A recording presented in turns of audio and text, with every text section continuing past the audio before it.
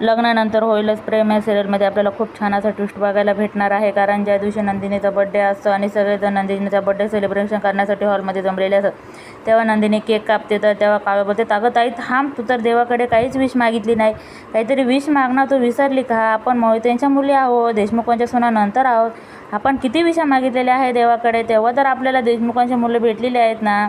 तेव्हा सगळे बोलतात हां बरोबर. तेव्हा नंदिनी पण बोलते. तेव्हा नंदिनी ती उभी राहते आणि ती विश मागणार असते. तेवढ्या तिकडून जीवा येतो आणि बोलतो, ती कशाला विश मागेल, त्याच्यासाठी तर देवाने मला पाठवलेलं आहे, तिने जेवढ्या विषा मागितल्या तेवढ्या ती मी पूर्ण करणार आहे. तेव्हा सगळे बोलतात वा क्या बात आहे जीवा. म्हणजे नंदिनीला टेन्शन. तेव्हा जीवा बोलतो, नाही तिला कशाला टेन्शन, मी आहे ना तिच्या सगळ्या विश पूर्ण करण्यासाठी.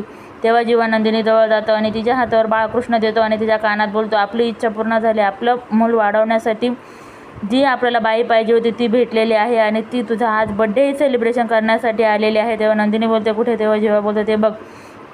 तेव्हा तिथे ती आली असते आणि तिचं नाव आर्या सावंत असतं. ती नंदिनीला ओळख करून देतं. तिला बोलतं, आर्या ही माझी बायको आहे नंदिनी. तेव्हा नंदिनी बोलते, हाय. तेव्हा ती बोलते, हो मी आर्या सावंत आहे. तेव्हा नंदिनी बोलते, इथं काही बोलणं. तेव्हा ती बोलते, मला जीवाने सगळं सांगितलेलं आहे, तुम्ही टेन्शन घेऊ नका.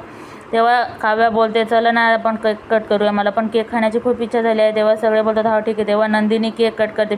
तेव्हा जीवा बोलतो, तू टेन्शन घेऊ नको, मी आहे ना तुझ्या पाठीशी. तेव्हा सगळेजण मिळून नंदिनीचा बड्डे सेलिब्रेशन करतात आणि नंदिनी केकही कापते. तेव्हा आर्या बोलते, किती लकी आहे ही फॅमिली, सगळे एकत्र किती छान दिसतात बघा. आर्या नंदिनीचं मूल पोटात वाढून ती नंदिनीला देणार.